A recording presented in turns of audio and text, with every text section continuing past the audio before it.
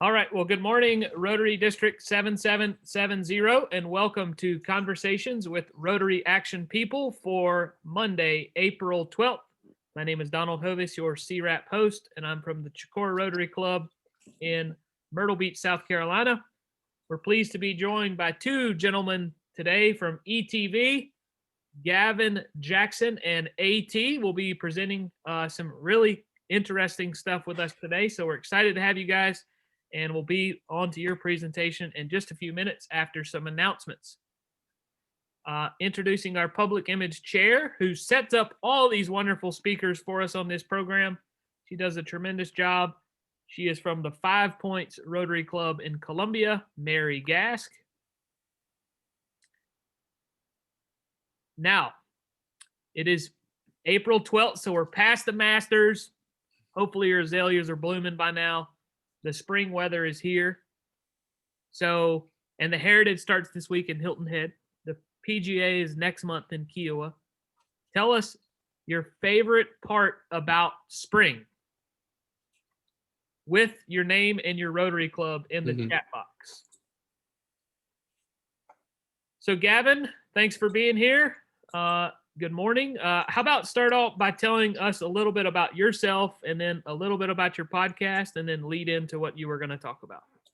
Well, thanks, Donald. I was scared you're going to ask me my favorite part about spring, and I was like, I have no idea what my favorite part about spring is. It's definitely not the pollen, I can tell you that. Still trying to get a car wash every time it rains, but thanks for introducing me. Thanks, Donald. Thank you, Mary, for having us. I'm Gavin Jackson. I'm host of the South Carolina Lead podcast. It's a podcast I produce with A.T. Shire, who's also on with me. We drop it twice a week on Tuesdays and Saturdays. You can find it wherever you find podcasts and southcarolinapublicradio.org. I also host This Week in South Carolina. It's a weekly public affairs show on ETV, Friday nights at 7:30 p.m. and Sundays at 11:30 a.m. So talking to just the newsmakers of the week every week. And I've been in South Carolina for about 10 years this May. I worked 4 years at the Florence Morning News before moving to Columbia the week of the 1,000-year flood. So perfect timing there in 2015. I moved here in Columbia to work at the Post and Courier State House Bureau and worked there for a whole year in 2016, and then moved to ETV just down the street, still covering the State House politics and statewide news, all the fun stuff that comes with working in South Carolina. So we can talk about the legislative session in a little bit. If you guys have questions about that, any big bills you've been hearing about, we have about 5 weeks left in the session. So there's still a lot of things that could happen. A lot of things have already happened. But I figured I'd give an overview of where the state stands right now financially and from a health perspective, just to kind of catch everybody up, because these are the two big issues driving everything right now, money and vaccines, I think. And I think people want to know a little bit about where we are right now. We got some fresh news last week from the State Bureau of Economic Advisors. And I think folks may find this interesting, just where we stand as a state, because it's been a wild year, and we'll talk about how we've adapted here at ETV and public radio. But, you know, financially, you thought the whole state was going to implode essentially, because we went through it in 2009 through 2010 and all those cuts and all those issues. But luckily, that's not been the case so far this year. We have had some unemployment issues, and our unemployment, according to the state, has recovered to about 69% of the jobs lost over the year. So the biggest losses still remain in the hospitality, leisure, or service industry. And current estimates don't show that being fully restored until this time next year. So still ways to go on unemployment. But despite that situation, our state's revenues have been pretty robust and stable. Even we're expecting a budget surplus this year, which is kind of something you wouldn't expect after a pandemic year. But of course, this is due to a lot of the stimulus that we've been seeing from the federal government. So we're going with some additional growth as well as previous budget year surpluses, helping us get $1.7 billion in additional money for lawmakers to budget with. So again, no budget cuts here. We're really looking at, having additional money that's going to help benefit the state without having to get any cuts, which is huge compared to other states that are having to cut their budgets, that are having issues. We don't have that issue here in South Carolina. Now, of course, like I said, this is due in large part to the massive federal stimulus dollars that have flowed into the state. The BEA found that total wages and income did not decline as expected at the start of this fiscal year, which was last July. So things kind of held their own. We had a bumpy year last year, obviously, with unemployment going off a cliff in March, recovering slowly in April and May. And again, like I said, 69% recovery right now. And wages continue to grow despite this unemployment situation. And consumer behavior, thanks to the federal stimulus, is helping drive sales tax revenue as well. So a lot of good things going for us right now in the state. And even looking forward, the BEA expects us to have another, increase next year. So it's kind of interesting to look that even though we're not going to have all that federal money coming to the state next year, we're still going to be up, even though they're expecting about a 1.3% decline, with revenues coming to the state. So very exciting news right there. But what's driving all of this, of course, is the big question of vaccines and when we can get back to normal, right? Like everyone wants to know when can we get back to normal? I'm sure a lot of people feel like things are back to normal in a sense. I mean, some people are doing what they were doing back in March 2020. I know I've seen it out and about too. I've been doing more and more things since I've become fully vaccinated myself. And that's a big thing that's driving everything. You hear from the Federal Reserve Chairman Jerome Powell all the time and all these other economic advisors all the time about what's the biggest thing right now, and it's vaccine rates. He said last week that we're still at risk as a world until the world is vaccinated. So right now in South Carolina, from DHEC, 1 in 5 eligible South Carolinians have completed their vaccinations, and over 1 in 3 have completed their first dose. So many more people obviously need that done because it's still, we still have a couple million people in the state that need to be vaccinated for us to be, reach that herd immunity. And I think we are maybe leveling off a little bit, but it's encouraging to see that 1 in 3 people have completed their first dose, and that the immunity from these doses are just so much better than what you would get. Everyone thinks you can just get infected and get over it, but the immunity from these doses are just so much better from the vaccine itself than actually getting that natural immunity if you do get contract COVID. So that's important to note too. Something I think a lot of people think they don't need to get these doses. They don't need to get vaccinated because, I don't get the flu vaccination. Well, this is a little bit different than the flu, as we've all come to learn, and it's pretty critical. So just want to give you that overview of where things stand right now in the state. Again, fiscally, and it looks like a little, health-wise, we are a little healthy right now. But I want to tell you a little bit about what we have been doing over this past year. Obviously, the news has not stopped, and we haven't stopped either. We've adapted. And I want to introduce A.T. Shire, who is my producer here at South Carolina Public Radio. He's also a podcast manager here at the station, too, to kind of tell you about what we've been doing and how we've been adapting. Yeah. Hi, everyone. A.T. Podcast guy. So Gavin and I, we when this first started, we knew that we were going to have to change our entire approach to how we interacted, how we went about producing our podcast. So basically, we got in a big fight in March about how exactly we were going to cover it, how what our pandemic coverage is going to look like. And what we settled on, I think, was a good idea, is that we started at every Monday we did a single podcast for the week. Like that's what we were before the pandemic started. And then Gavin was right. He said the news is going to start coming hot and heavy. Like it's just going to be too fast, too much to have one episode a week. So we started doing 3 episodes a week. Every Monday, Wednesday, and Friday, we produced a new episode. And we did that by basically doing what we're doing right now. Is we got on FaceTime and we recorded on each end, and then we put it together. So we sort of pandemic proofed ourselves throughout all that. And it was really just us deciding like, hey, our listeners, they're going to have an appetite for this sort of thing. And we need to meet them where they are, where they're going to be online trying to find all this information. So we might as well be the purveyor of that information for them. So that's why we amped it up. And ever since, it's kind of cooled off and our numbers have dropped down. Gavin and I, we've settled on 2 episodes a week, which is nice. But and it's funny because when I got back into the office, this is my 2nd week back in the office, I looked back and in the 2 years before the pandemic started, we did 101 episodes. And since the pandemic started, since March of last year, Gavin and I, we did 127 episodes. So we did about 2 years of production in 13 months. And everyone always says like, oh, how did you guys manage to do that? Was it hard? And it was like, when we were stuck at home, working on the podcast was the fun part of the week.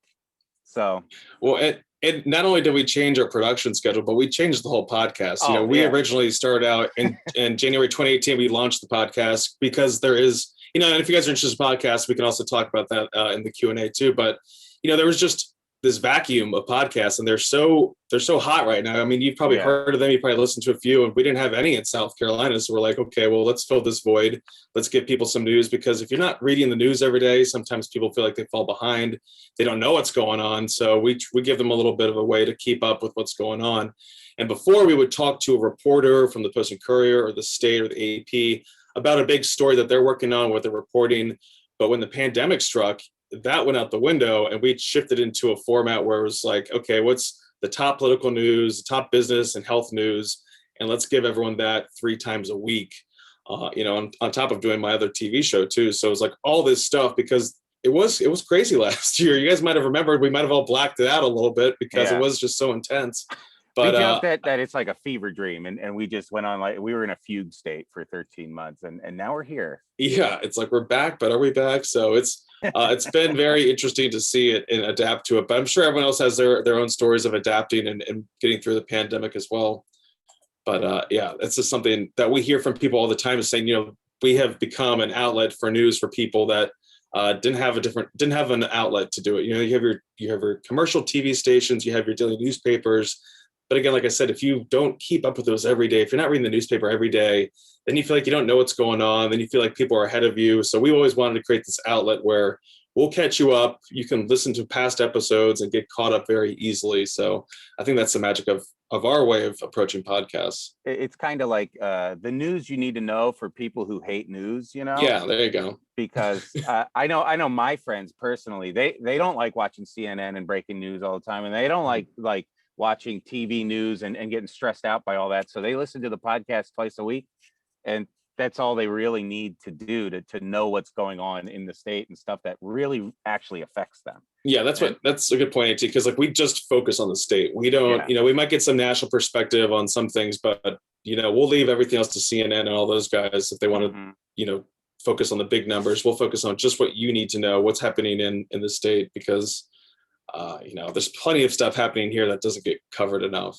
I mean, a lot of people don't realize how much more state politics affects them personally on an everyday level. And it's something that no one pays attention to. So that's really why we started. And also, I also want to point out how we changed the podcast completely, basically, since the pandemic. We set up a part at the end where I set up a Google Voice thing, where our listeners get to call in now and talk to us and tell us how they're doing and what they're going through daily about the pandemic, and we'll play it and we'll react to it, and Gavin and I will talk about it. And that's been really great. I mean, we got regular callers that call all the time. We have people that we've bullied into calling, where we called them out and they had to call in. And it's a great way to engage with your listeners, and it really builds this relationship with them, and they become die hard listeners. Like they're about the podcast, and I think that was really smart on our part. Well, it kept everyone connected too, because early on in the pandemic, it was just you're doing your Zoom happy hours, everything was remote. Still, obviously we've gone back to a little bit more face-to-face stuff, but it was good in terms of connecting people to people, because that's why we want to do that wind down in the first place. We're like, people need a break, because it was, it was just burnout city early on. People want to just talk and like hear normal things that aren't related to how many cases today, how many deaths today, all those horrible things. Do we just answer the questions in the chat? Because Mary, I saw that you said, how do we advertise our podcast? And we're lucky because we're at public radio. We can advertise on air for free. Yeah. And it's a lot of word of mouth, and we do social media. We do a lot of social media, a lot of Instagram, a lot of Twitter. That's the two main things that we really do is Instagram and Twitter, social media wise. And you have to realize what each one is good for. So Twitter is a lot more news focused, like we're shooting out the most recent news. And then Instagram is just like pictures and memes and stuff. Which is where we get a lot of interaction from, because you get to put your face with the voice, and that's where it's at. And we've also been doing Zoom happy hours too, which has really been big too, talk about connecting to our audience. So it's just kind of like what y'all are doing, So what is the difference between a podcast and a Zoom call like what we're having now? Is there a big difference? Yeah, I would say there is. Yeah, a podcast is more along the lines of like an on-demand radio show that's never on the radio, you know, and it'll be structured like a talk show or a current events show or something like that. And you'll put it into an RSS feed, and it'll drag that to every podcast platform that, I mean, everyone has their own favorite podcast platform. Gavin can attest to this. People will be like, why aren't you on castbox.ru? And you'll have to search and find it because, and it's like an on-demand thing. See, what we're doing, you kind of have to be here to experience this. And what a podcast is like, we put something together and put it out there, and in your schedule, on your time frame, you can listen to it whenever you want. On-demand listening, and if you have an iPhone, you have the podcast app on there. You might have hidden it. You might have not known what it's there for, but it's everywhere. Yeah, I mean, everyone has that folder of like junk I don't use on their iPhone, and there's a purple app in there, and that's podcasts. But there are plenty of different other ones. I mean, there's the true crime podcast. There's the politics podcast. There's just so many different ones that people get into. But we saw the need for a news one. And with South Carolina, as we all know, every other week it's something big and something crazy. So, especially politics, which is what we focus on. So, there's just so much happening. And I mean, South Carolina likes to fancy itself the place where everything started and everything happened. So, and no one was covering it. So here we are. And I mean, we might as well bring up that we're working on another podcast to kind of show you how things are working. People love spooky things. They love haunted stories. I don't think another big area, like I said, was true crime podcast. I don't feel like that's necessarily something that we want to do. Just it doesn't really align with our mission at ETV. But we also don't really like it. Yeah, I don't like the whole glamorization of it. I think it's a weird area. Yeah. But we think that we could do we are going to do one on haunted South Carolina, essentially, that we're calling South is Spooky, that we plan to launch this September. Really just, with the news peg of looking into history of like scary things happening in South Carolina, haunted things, thinking of like the Gray Man, Lizard Man, the history of Charleston, essentially, all these different things that we want to dive into. Have some fun because it'll be a little bit more fun than the news podcasts that we're used to. So, if you guys have any scary stories or any ideas or tips, we'd be more than happy to listen. But I mean, Gavin's also like, he's not selling that. Like Gavin and I love horror movies. We like the X-Files, stuff like that. So, I mean, that's the kind of vibe that we're going to try and get at, but also explore. I mean, we're also out-of-staters, so we don't know this stuff, which is sort of perfect for people going and exploring and discovering things about this state through spooks and goofs and ghouls. And it's another example of how, I'm sure plenty of other people have come into our state and taken our history and our ideas and used them somewhere else. But it's like, let's keep this in state. Let's use the resources that we have, the knowledge that we have, the people that we know to elaborate on these things and tell these stories, because people love a little ghost story. I know, for example, we have a YouTube video one of my colleagues shot, haunted. The USS Yorktown is apparently haunted, and it's one of our top most viewed like web videos of people just trying to see like something moving, like some ghost moving in the Yorktown. And I'm like, well, if 200,000 people are watching this, like we need to make a podcast of this. I don't know how, but we're going to do it. I don't care. Yeah, I'm not scared. Actually, we need to put that on our list. Totally. So I don't know if anyone has any ghost stories they want to share. We can get to that in the Q&A too. Let me know because we're looking for the ghost stories. Yeah. But yeah, I mean, it's again, another good thing too about ETV is that they see an idea, they let us have autonomy here, and we can run with it. Both of these podcast ideas were something that we brought to them, and they said, sure, do it because again, like I said, it's such a hot industry right now. We have the capabilities to do it, and people listen to it. We have thousands of downloads every week. I'm not saying if you're going to have your own podcast that's going to be the case. It's taken us years to get to that point, and we have a lot of built-in support. But if you have a good idea, it can really take off in some respects. I mean, our first podcast had 20 downloads, maybe our first episode, and we're up in the thousands now. But that's just it's also because Gavin and I are we're dedicated to it. Like we want to do it. We enjoy doing it, and that's a big thing. That's the big thing about podcasts, like we were talking about. If you're interested in doing one, you really kind of need to see your availability to doing it, because it is a labor of love. We get paid to do it. Not everyone gets paid. A lot of times if you want to make money off podcasts, it's about advertisers, but sometimes organizations are interested in doing them just for their members or for people that are interested. Like the Municipal Association of South Carolina has a podcast that they do to keep folks around the state updated about like big legislative action happening and affecting cities and towns across the state. So if it's something that might fit for your company or your brand, I'd say look into it. But at the same time, don't say, oh, we're going to do 2 pods a week. These guys do 2 pods a week. It's like, it's a lot of work. Yeah, I'm in the middle of producing one right now, but I said, let's talk to these people. don't oversimplify it. A lot of Yeah. people, they like to reduce it to like, oh, it's easier than TV. But like, if you treat it like that, you're going to have a bad product that no one's going to want to listen to. But I think also something to talk about is how by starting podcasting, Gavin and I basically, we tapped into a younger demo that ETV wasn't really hitting either. And so if you guys are trying to get the millennials to Zoomers, the late teens, the 20s to 30 somethings, like I'm a big proponent of meeting people where they are and don't assume that they're ever going to come to you, because no one cares about anything anyone else is doing, really.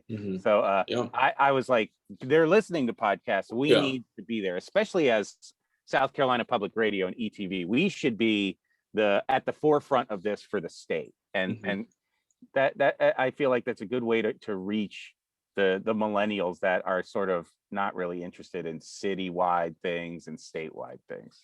Yeah, and that was funny because we had, like we were talking about in our wind down section, where we talk about things not related to the pandemic, though we do kind of, we had a senior from Wando High School call in, and we were just shocked that we had a listener from high school. We were just, oh my gosh, we've reached the youth, because again, like AT was saying, the Zoomers, you're so used to like, the ETV brand being such a legacy brand and having its certain demographics, and it's just critical to kind of break through to get those new members, those new listeners. And this is definitely a way we're doing that, along with social media too, because that's huge. The memes help. You got to be able to make memes. I see David and Susan had a question about on the political front, how difficult is it to handle the gross partisanship being shown by both sides of the political spectrum?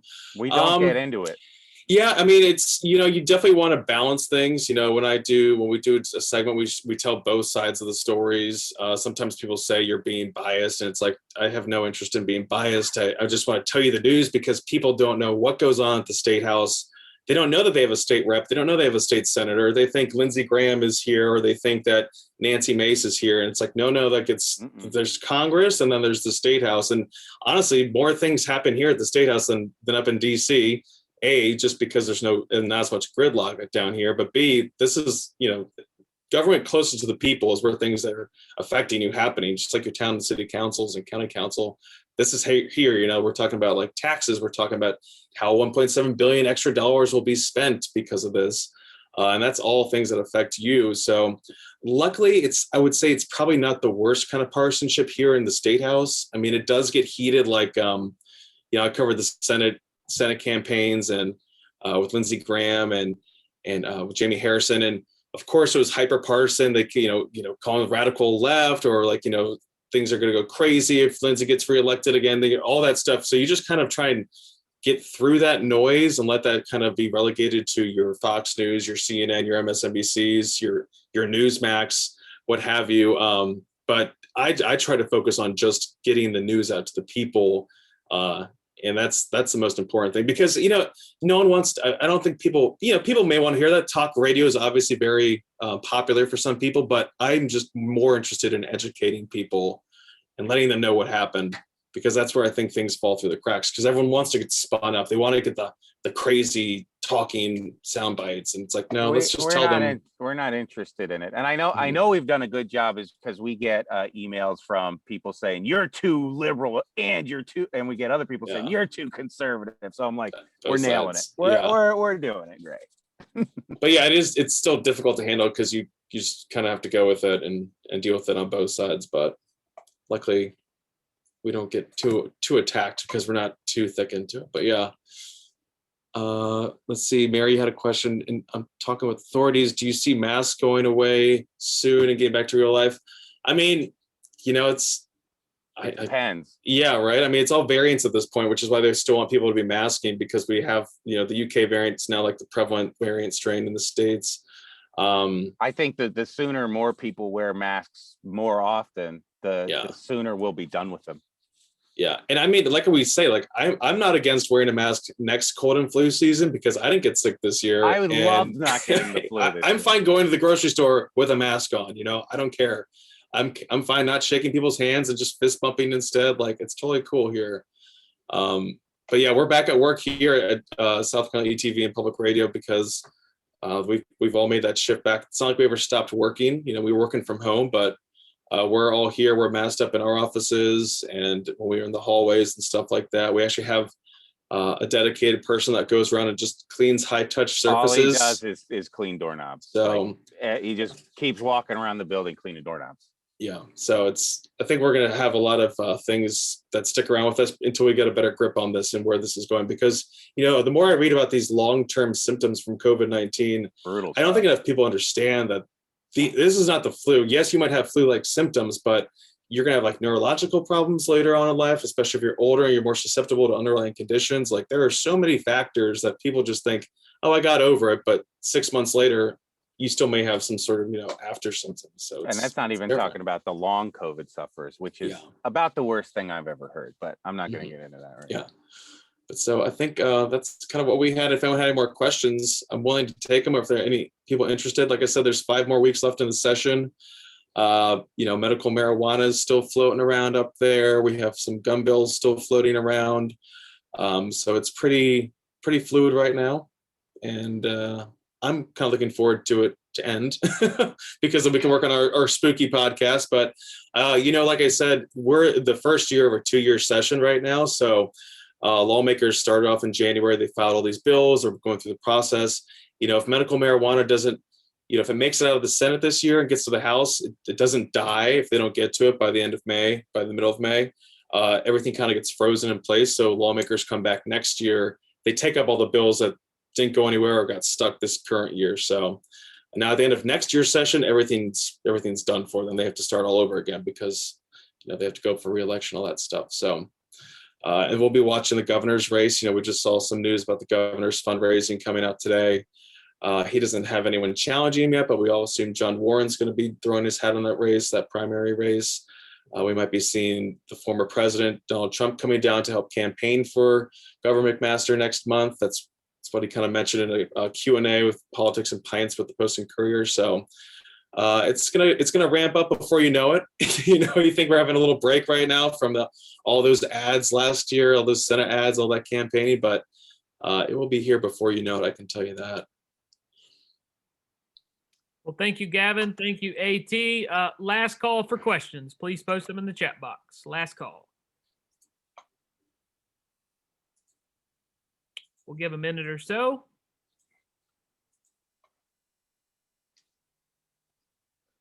While we're waiting on those Rotarians, I'll go ahead and do some announcements first, and we'll see if any more questions pop in. A couple reminders that on the 4th of May, we will have our virtual district conference. You should see some information starting. And actually, go ahead. I'll stop. Susan, I think you said, what's our hashtag on Instagram? You can find us at SC Lead Pod. It's SCLEDEPOD. And that's our handle on Instagram and Twitter. And that's how you spell it. It's old school spelling for the lead, the first paragraph of a story, kind of a little nod to my time working in newspapers and just we need something catchy, but it's also probably a little confusing, but I think we've branded it long enough now. But yeah, we're on Instagram and Twitter at SC Lead, and you can find us on southcarolinapublicradio.org. And like we said, wherever you find podcasts. That's his credits to the show right now. I'm used to saying that. Oh yeah, City of Columbia mayor race. So, we don't cover the local races as much, I would say. It's something that, there's a lot of local races from the State House to county council. I know the mayor's race here is going to be a big one. It's something I think we'll keep an eye on a little bit. I know there's been some forums going on, some debates going on, but right now the focus is on the State House, but I think we might be covering a little bit more of the mayor's race as we get closer since it is such a big race. Well, excellent. Thanks again, guys. Appreciate it. Thanks for having us. We will go on with announcements now. As I was saying, coming up May 4th is our virtual district conference. You should start seeing some promotions going out about that. It is an evening event from 6:15 to 8:15. Will be done on Zoom. And our keynote speaker will be Jamie Chadwell, the head coach of the Coastal Carolina Chanticleers, who had an undefeated season in the Sun Belt this year. He will be there. We also will have some representatives from Rotary International joining us. Stephanie Urchek and Peter Kyle will be on. So you definitely want to not miss the virtual district conference on the 4th of May.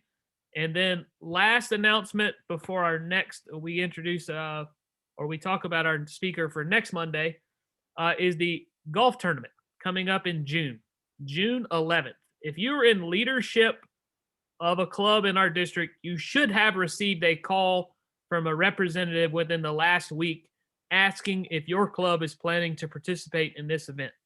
The event is on a Friday. The event is June 11th, and it's taking place down in Murrells Inlet, South Carolina, here on the coast at Wachesaw East Golf Club. So there's tons of information out there. There's even some on our social media page. There's some in DACDB. Would love to see a team from every club in the district participate. That would be awesome. Okay, so next Monday, here is your challenge for next Monday. 1, we want you to be here. 2 is we want you to wear Rotary next Monday. That's not your virtual background. That does not count in wearing Rotary. Okay? Because you're probably saying, who is the speaker? The speaker is Mr. Joe Beveridge from Russell Hampton, who is our approved vendor for all things Rotary. So he will be with us next Monday on CWRAP. So remember, wear Rotary. And obviously, we may not be able to see like your shirt. Like it's hard to see my logo on my shirt. So maybe a hat.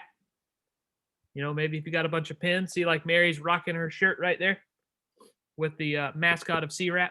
So, all right. Gavin and AT, thanks again. Appreciate everyone joining us. I will conclude with the Rotary 4-way test. Of the things we think, say, or do, is it the truth? Is it fair to all concerned? Will it build goodwill and better friendships? Will it be beneficial to all concerned? Have a wonderful week, guys. We'll see you next Monday on the next Conversations with Rotary Action People. Take care, folks. That's a wrap. Bye-bye.